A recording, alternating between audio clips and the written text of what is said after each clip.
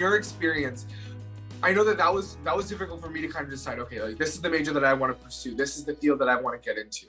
Ultimately, I did pick biology, but getting to that point was a lot. So what are some things that you recommend for people who are unsure of the field that they want to get into?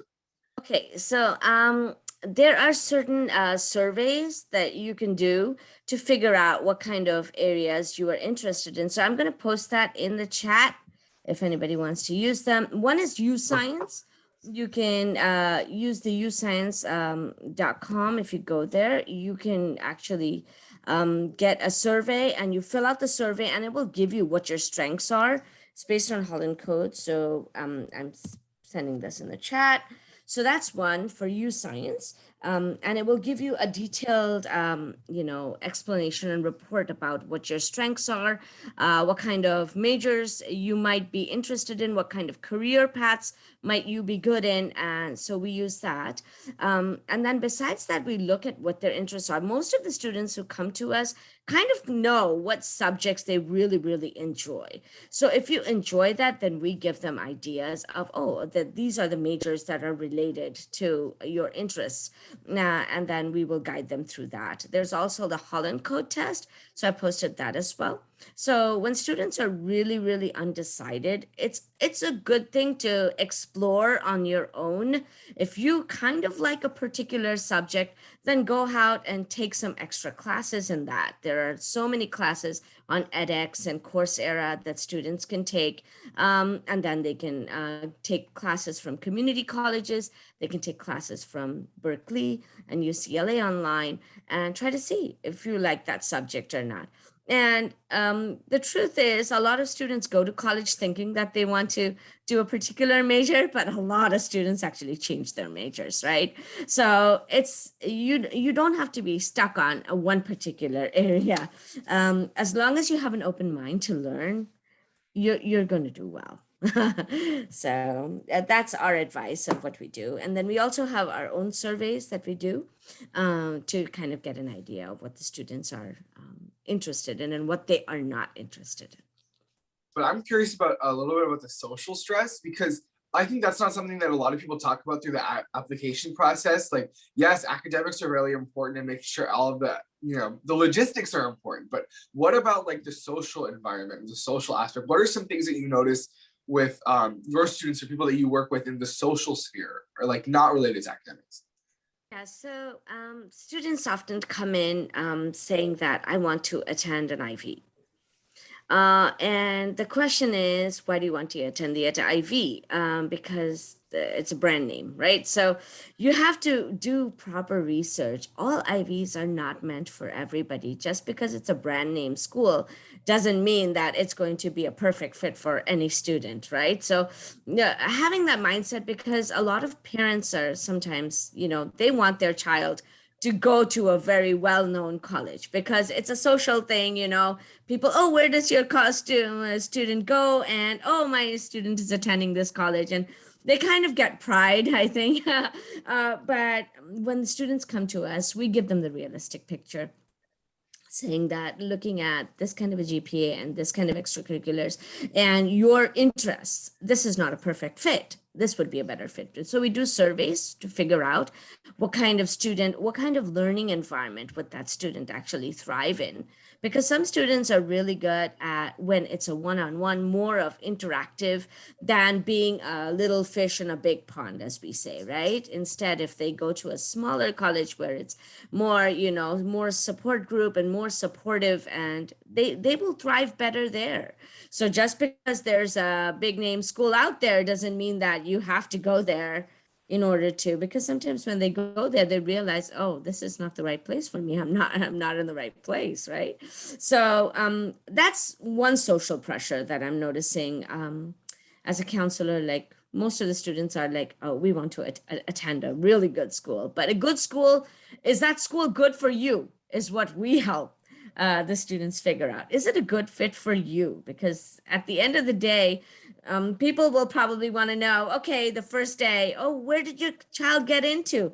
But after that, nobody's going to come back and ask after 4 years, what did you actually do in college and how much hard work it was, right, Mahek? Mehak is shaking her head. So at the end of the day, it's all about you. Where would you be happy as a student, and what do you have to do to thrive there? So I wouldn't, as a counselor, I can say that easily, but sometimes students take a lot of stress because of that. What if I can't get into a college, or what if I can't do well in a college? So don't take too much pressure on your own shoulders, is what I would recommend. Um, Socially, that's one issue. Another issue is peer pressure. So that pressure is coming from parents, right? Like, oh, you have to attend a good college. The other pressure is peer pressure. Oh, my friends are attending or applying to so many colleges. What if I don't get into the same colleges? For example, I'll give you a real life situation. My son is in college. This is his first year, but most of his friends had decided to apply in different majors. But ultimately, as majority of them applied to computer science, the kids who said that they didn't want to apply to computer science ended up in computer science. And Kevin probably will agree with me. Computer science is the place to be right now, right? But sometimes it's not perfect for everybody. Just because it's out there doesn't mean it's perfect for you. So that's another pressure that students are facing socially about, what my friends are doing and what I'm not doing, or am I doing something wrong? So that's where we come in, you shouldn't be cookie cutter as an applicant or as a student. You should do what you like to do. That makes you unique. So we will, guide the students to make sure that they are not falling into the cookie cutter track, and making themselves unique, because everybody is unique in their own way. All of you have different interests that nobody else has, and that is what makes you special. So we don't want people to get you know confused by other people saying, oh, computer science is the way to go, because if you do that, you get a job in 4 years, you can work for Google, Apple, and you can buy a Tesla, and that should not be your goal in life, right? For some it is, but it shouldn't be for all, right? Right. So that's the social pressure aspect that I'm noticing. People should go and visit colleges. So do you mind touching a bit more upon like what you should look when you go for a campus tour, and like how do you know if like based on the campus tour, like if that's the right place for you to attend? That's a good question. So definitely, because of the pandemic, a lot of students were not able to go and visit. But now, as things are opening up, definitely we recommend students to go visit. During spring breaks is a good time to go, and we kind of create a college list, so that they can go and visit those colleges. We do ask them to go and visit the library, go talk to students there on campus to get the vibe. If you're a very social person, you don't want to be interacting with only people who are only focused on academics. You want to have that social life as well. So when you're going on campus when school is in session, you kind of get an idea of, what kind of people are around you. You will get the vibe. So it's very important. Go talk to professors, sit in a class, try to get an idea of what kind of courses are available. Talk to the admissions counselors there. What are they expecting? And just have a good time there. Eat at the cafeteria. Try to see what kind of food options there are. Check out the dorms, because that's where you're going to live for 4 years. So having a tour,